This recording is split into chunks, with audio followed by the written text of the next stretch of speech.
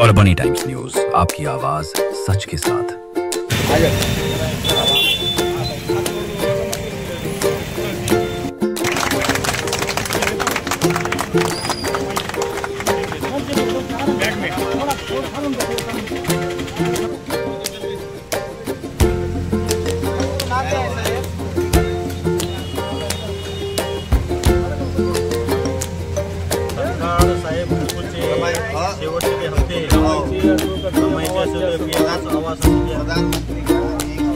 ज्या समस्या आहेत शहरातील, आरोग्यविषयक असो किंवा डास प्रतिबंधक असो किंवा मोकाट कुत्र्यांच्या किंवा जनावरांच्या संबंधित इतर सर्व समस्यांबाबत त्यांनी एक 4 दिवसापूर्वी उपोषण केलं होतं। त्याच्यामध्ये सुरुवात केलेली होती।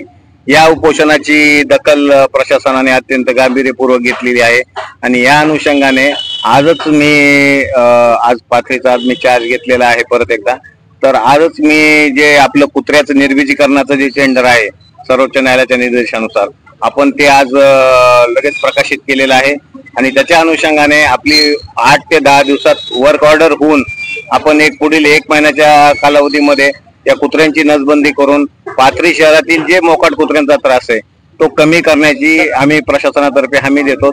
दुसरी बाब याच्यामध्ये महत्वाची आहे की सध्या पावसाळ्याचे दिवस पाहता डासांचा प्रादुर्भाव शहरात वाढत आहे, पण डासांचा प्रादुर्भाव हा पाणी साठलेल्या ठिकाणी वाढत आहे।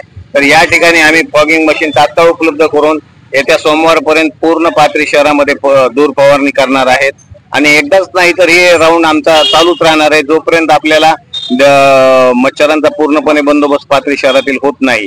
त्याचबरोबर 7 रोग प्रतिबंधक औषधांची फवारणी सुरू करण्यात आलेली आहे पाथरी शहरात। तसेच आता स्वच्छतेच्या बाबतीत जे आमच्या घंटागाड्या किंवा जे नालीवरचे जे सफाई कामगार जे खदीर साहेबांनी आता सांगितलं की ते व्यवस्थित काम करत नाही, तर त्यांचं काम कशा स्थितीने चांगल्या पद्धतीने होईल आणि पाथरीकरांचं कसं समाधान होईल त्या दृष्टीने प्रशासन यापुढे प्रयत्न करणार आहे आणि निश्चितच त्याला पाथरीकर सुद्धा चांगला प्रतिसाद देतील याची मी हमी बाळगतो। मोकाट कुत्र्यांच्या बाबतीत सुप्रीम कोर्टाच्या ज्या निर्देश आहेत त्याच्यानुसार आपण निर्बीजीकरणाची प्रक्रिया पार पाडू आणि त्याची संख्या कमी करू।